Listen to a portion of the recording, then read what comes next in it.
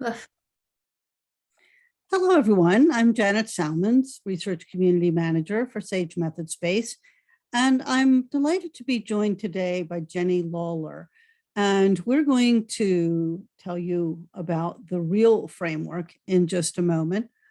Before we get started, though, if you are new to Method Space, this is a blog community sponsored by Sage Publishing, and we're interested in everything to do with designing, planning, conducting, analyzing research, writing about it, and sharing results in all different kinds of ways. And you can see at the center of this Venn diagram, we have teaching and learning, because we think that whether you are a brand new student researcher or a well-published, experienced researcher, we all have something to learn. And I hope that we'll all learn something today from hearing about this very, I think, practical and useful framework. So Jenny, why don't you just start by introducing yourself? Absolutely. Thanks so much for having me, Janet. My name is Jenny Lawlor, and I'm an associate researcher at the University of Kansas in the Center for Community Health and Development. My background is in community psychology. That's what I got my PhD in. And so I'm really excited about kind of doing research involving communities and really understanding the role of context in human behavior. And most of my work kind of focuses on coalitions and collaboratives and how people really work together when they're trying to make change. And so a big part of that, such important issues right now. yeah, it's, you never know, when your work is going to become more salient, I guess.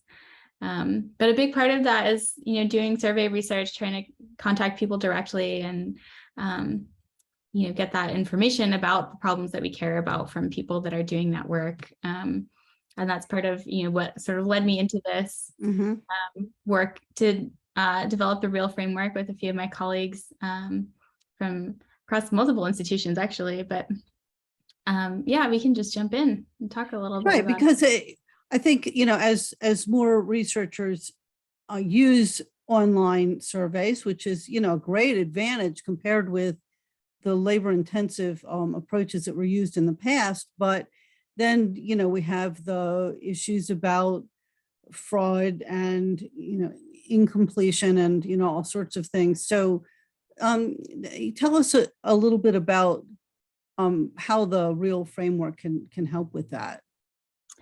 Yeah, absolutely. So that some things that we noticed, both in our own work, I did this in partnership with folks from the UCAS consortium, and they all do kind of research relating to autism and service provision for autism.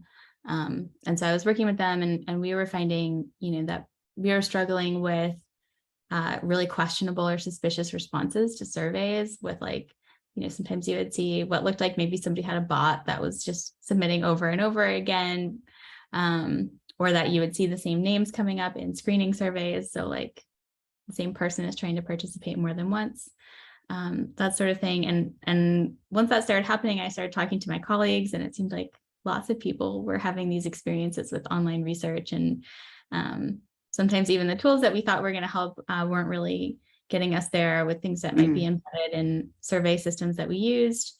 And so that really got us thinking, what does it look like to sort of take inventory of where we're at with this? What are the tools in our toolbox? And what does it look like to kind of build surveys with this in mind?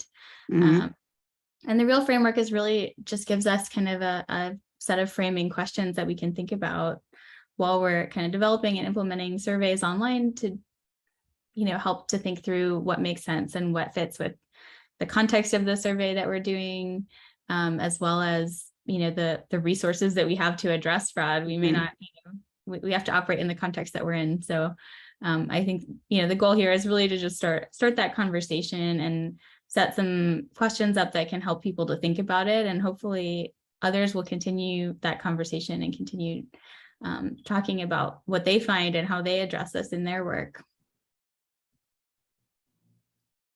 So explain the framework to us. Sure. So we have kind of four main components of the framework. We recommend that people start with this kind of opportunity for reflection. So thinking about, what it is based on the survey that you're trying to do, what kind of recruitment or distribution practices you have in mind, and where might there be some vulnerabilities or places that it might have some weaknesses. So I know one thing that comes up, at least for us, is things like, how do we want to sample? And sometimes it can be really helpful to post a link to get people engaged through social media or something like that. But that, of course, opens things up. Lots of people can have access to your information or might be able to get access to the survey there. So recognizing where those kind of points of potential vulnerability might be, and then thinking about, are there design elements that are already built in or that could be built in right from the beginning. So we start there with that kind of reflection, thinking about what are those points of vulnerability, and also where are the strengths, what's going to help kind of protect against these problems. And then we move into this kind of second stage of the sort of what we call expect in the real word. And that's really about getting into what are the patterns that you would expect to see in your data. If everything went well and there weren't any fraudulent responses, what types of patterns would be normal. And that is not necessarily thinking about the results of the survey, but thinking about things like survey metadata. So like if you're doing a survey that's, geographically talking only to people in the Midwest, or that's really your target population, you wouldn't expect to see a ton of responses that come in outside of kind of regular daylight hours in the Midwest. It would be really odd if you saw lots of kind of 3 a.m. responses, right? Or like it would be really odd if the IP address was located for most of your responses somewhere else outside the Midwest. So thinking about kind of some of those, what are the types of things that you might expect to see, or things that would raise suspicion for you? And that's really where I can kind of help to start thinking about, okay, what would be suspicious, and where might we start to draw lines if things were kind of something that might kind of tip us into a point where it's too suspicious. Where maybe we don't feel comfortable including this response in our results. And so that's really the second kind of piece there, expect. And then we move into that kind of analysis phase. So thinking again about, as you do this kind of ahead of time, you can think about, okay, how would we actually identify those responses that are suspicious? We know kind of what we might expect. What are those kind of analyses that we might do to check on this? So for example, people might look at, how long somebody's taking to complete the survey. If that was one of your expected things, like we know it takes about 5 minutes to answer this. You might say, okay, what would be like, let's think about analysis. How would we kind of identify those that are really out of the norm? You might say if it's, more than 2 standard deviations below the mean in terms of the time it's taking for somebody to do it, that it raises suspicion. So if it's only taking like 30 seconds or a minute to complete a survey, for example, okay, that might be like a place we want to analyze that, pull those ones out, and maybe do some further consideration. And then that final piece is label. So thinking about that threshold, of course, and applying it for those items that are suspicious enough that we don't want to include them in the final results or the results pool. And so those are, in some, those are kind of the big questions. And then in the full paper, if people are interested in looking at that, we also kind of have a table with an inventory of some of those different tools and methods that people use to look at identifying fraud. So they can always kind of dig into some of those more specific pieces as well. But yeah, this is kind of the broad framework. So maybe you could, talk a little bit more about how researchers can minimize those fraudulent responses. And I think, you've given us a few good ideas already. Maybe, if you could dig into those a little bit more, maybe give walk through an example. Sure, of course. So I can tell you a little bit about one of the surveys that I was working on, or that I was involved with for this project. And this is the Usual Care for Autism survey. And for that, the idea was to talk to folks that provide services to people with autism spectrum disorder, and try to understand more about kind of the practices that they're familiar with, the practices that they use, And for this survey, we started out with an initial screening survey and then followed up with a full survey that had an incentive attached to it. So of course, that kind of raises that possibility for fraud. Of course, people are interested in getting an incentive. And for this study, there were kind of 5 locations that were being targeted. So that gave us that sort of geographic grounding in where we were hoping to get responses.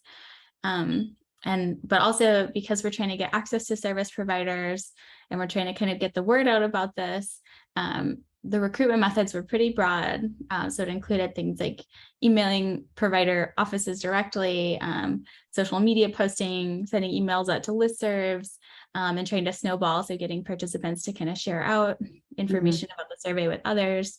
And so of course that all of that kind of context sets us up for thinking about, some potential areas where this could come up.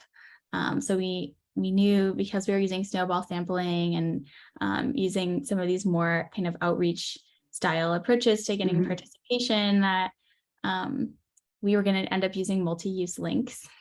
So they're getting people into that screening survey. There was always that possibility that could kind of get out there and lots of people could respond to it.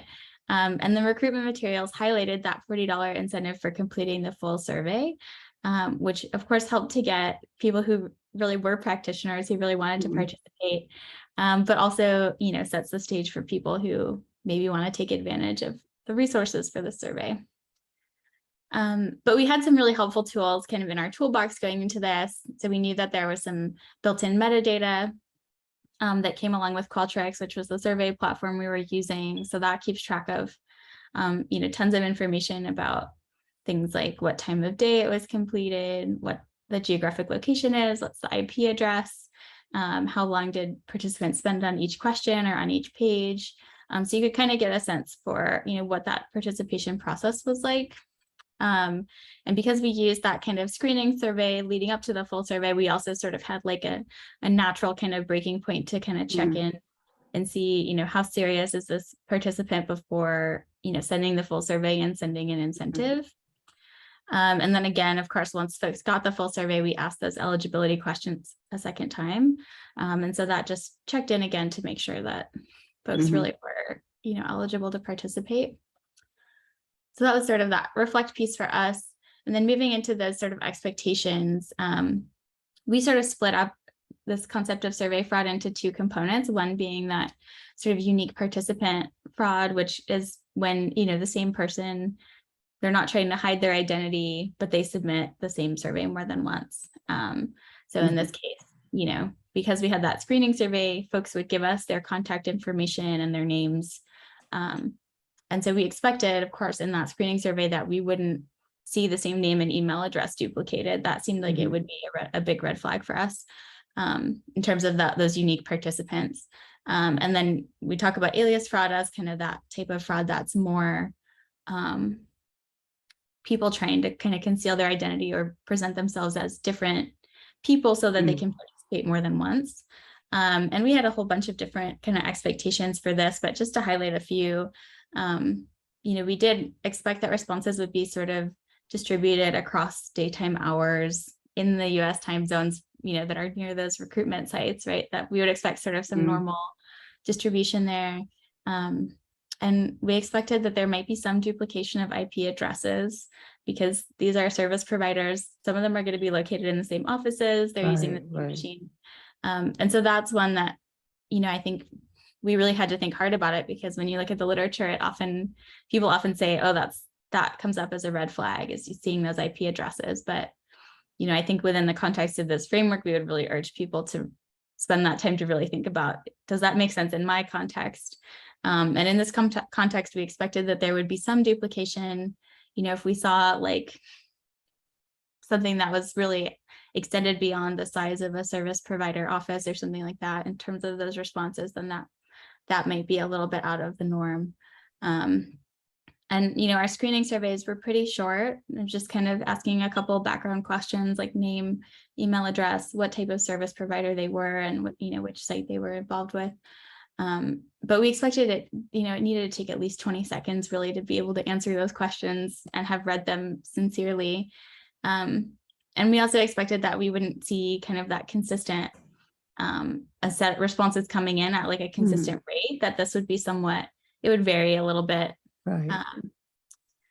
So those were just a few of the things that kind of came to mind for us as we were kind of digging into this process.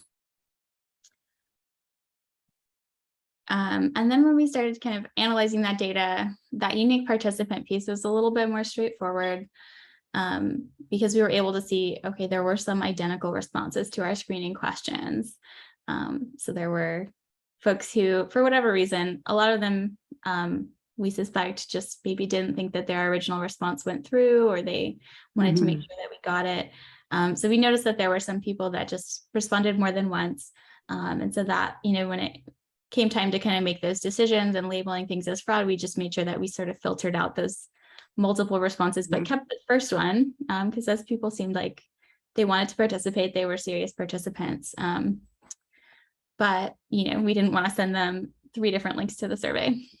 And then in terms of identifying kind of also patterns of use, we noticed that there were some folks that used the same name and email address, but responded to our screener multiple times, and with reflecting that they came from different cities throughout the country, and also that they were different types of service providers, and they had kind of like varying geographic locations. So we were kind of looking for geographic locations that were more than about 100 miles outside of the kind of center of our target recruitment locations. And so we started kind of paying attention to those things, and we used those 3 variables in particular together. And when we saw that, across these things, for example, if somebody listed themselves as multiple types of providers, saying that they worked at multiple recruitment sites, and that they, their responses were coming in from more than 100 miles away from those sites, that together, for us was sort of a threshold for saying, this may not be a serious participant. And we had done kind of some statistics to see, how much that varied compared to other surveys. So those that had kind of variation on 1 or 2 of those variables. And we ended up, we felt like this was significantly different enough that we wanted to kind of exclude those folks from getting access to the full survey. And then we did a whole bunch of. One thing, it just strikes me already, that, from the design perspective and the kind of plan for the study, that having some of those things like geographic focus, would help to, kind of give you something that you can then go through this kind of a screening process. Whereas if it's just like anybody anywhere, then, it's going to be a lot harder to figure out, well, which of those people are. You could still go with the some of the identical responses or the duplicate ones where, and I know, sometimes you're doing something online, you click submit and you're like, did it really go through? And so you click it again, that can happen, but not with the intention of causing a problem. It just, computer blip. But, some of the techniques that you're mentioning, it would seem like, from the design standpoint, being more specific about what you want to do is going to then give you kind of a handle that you can use at this point. Yeah, absolutely. I think that's a really good point. And even just being, whether it's geographic location or it's, some set of criteria, like we only want folks that are within a certain age range or something like that, finding, if it's possible to find multiple ways to ask those questions or get at that information, you might discover people giving different responses or things like that, that can help indicate, where there might be some incongruence. But yeah, I agree. I think it's that as specific as you can be, the more specific you can be, the more you're going to be able to start looking for and finding those kind of things that stand out or raise suspicion.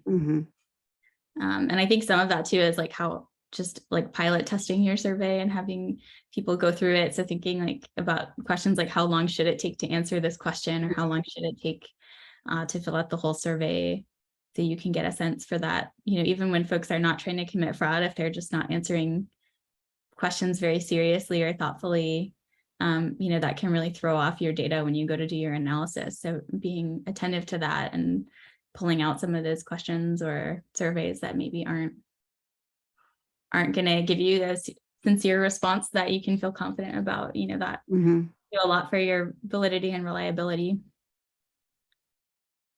But it sounds like this real model would be useful for qualitative researchers who might be using questionnaires or using, some kind of an instrument, sometimes as a first stage before an interview, or, as a complement to, other data collection, because, the ideas that you've described, would really, work in any situation.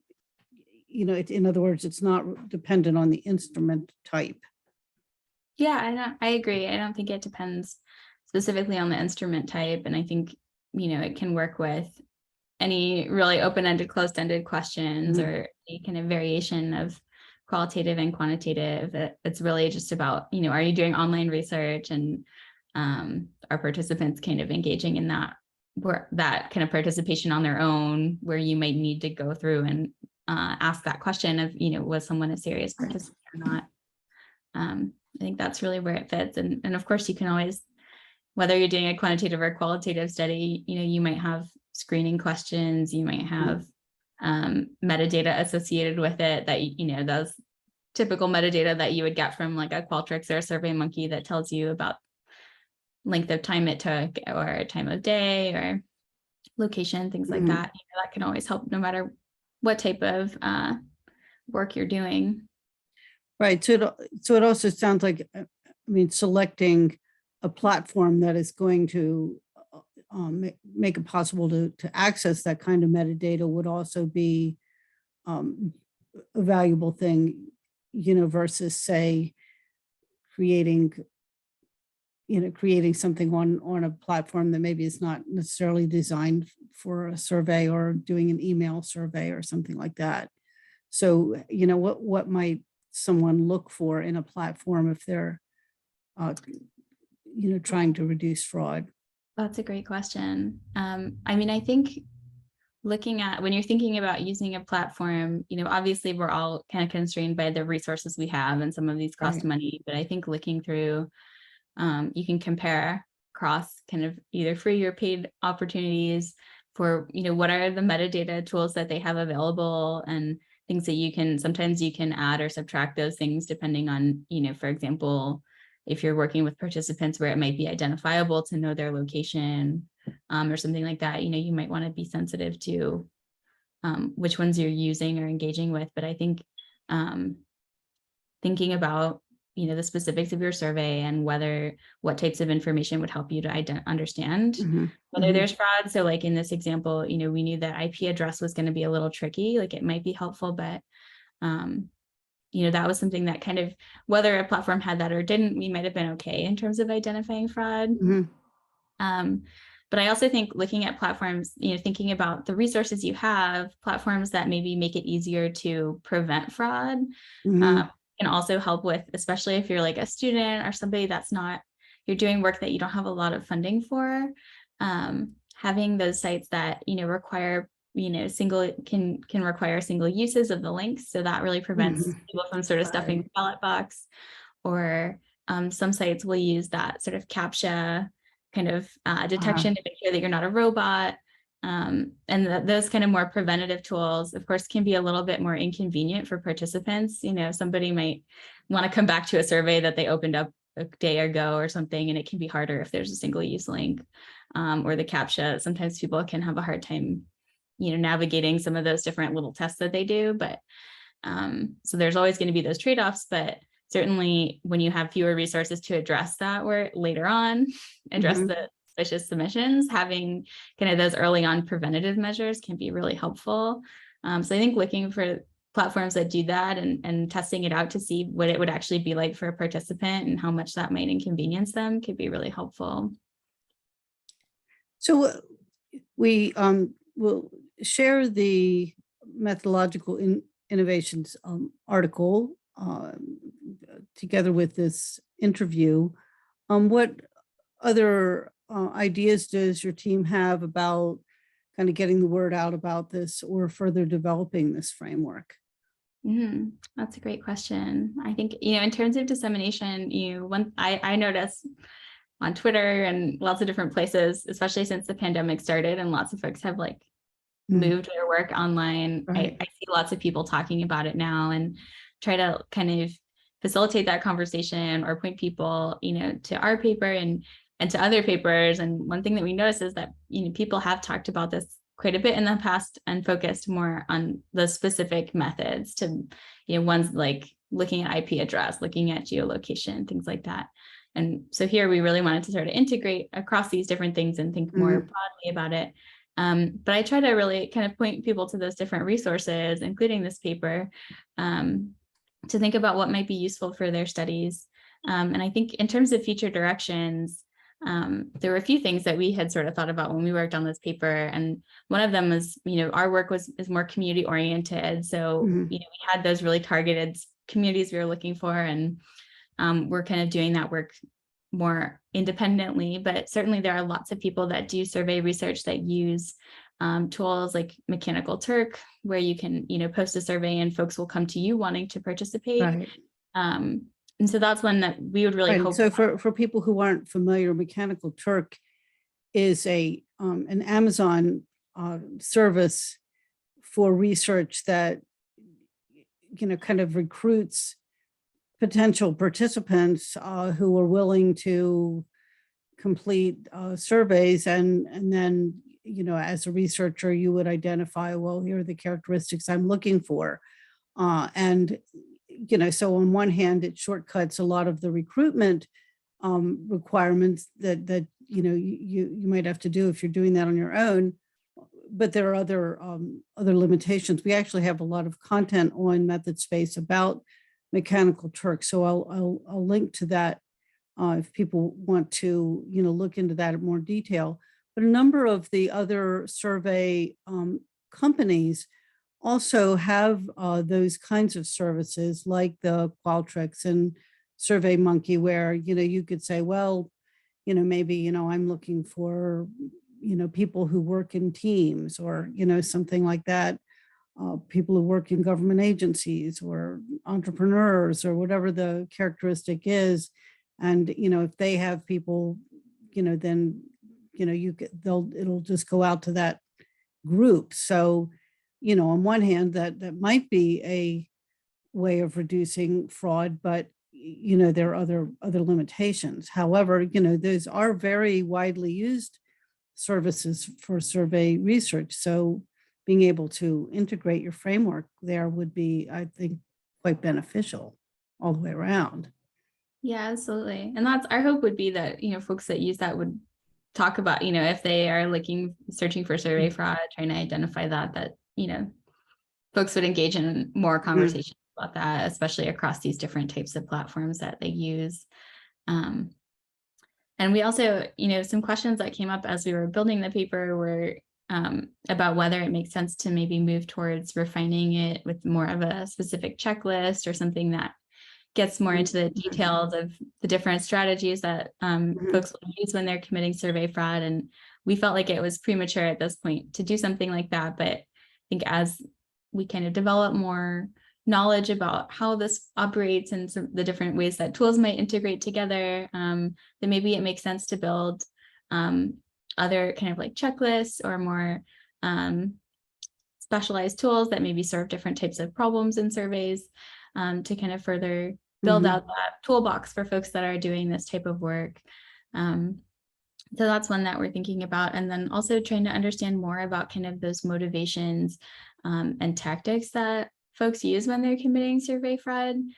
So we kind of have this sense of like, folks might be, building bots or things like that, but what are those different ways that they find out about surveys that are available, and how things kind of play out. And, one thing that we had wondered about was sort of the like interaction of potentially different people that might tell each other about survey fraud, or opportunities for committing that fraud. So when people see, oh, there's a $40 incentive, do they share it with their friends? And, what would it look like to maybe approach this more from the angle of understanding the fraudsters themselves and trying to intervene more in that domain. So those are kind of a few of the next steps that we've thought about. So anything else you'd like to share? I mean, I think overall our hope with this was really to open a conversation and to invite others to share more and hopefully reduce some of the sort of stigma about talking about fraud when it happens in our work. And so I think the only thing I'd want to share is just that I encourage people to be open about it and to really kind of engage in that conversation so we can all improve our work around this. Well, thank you for sharing this with us, and I hope that it will be useful to our methods-based readers, because certainly people are increasingly collecting data of all kinds online, and we want it to be useful and to have the strategies that will be workable and not overly time consuming. So, I really like the fact that, your ideas, for the researcher who kind of internalizes that, you can start from the design stage. So, that reflection piece can really, start at the beginning and hopefully point you in the right direction. Yeah, thank you so much.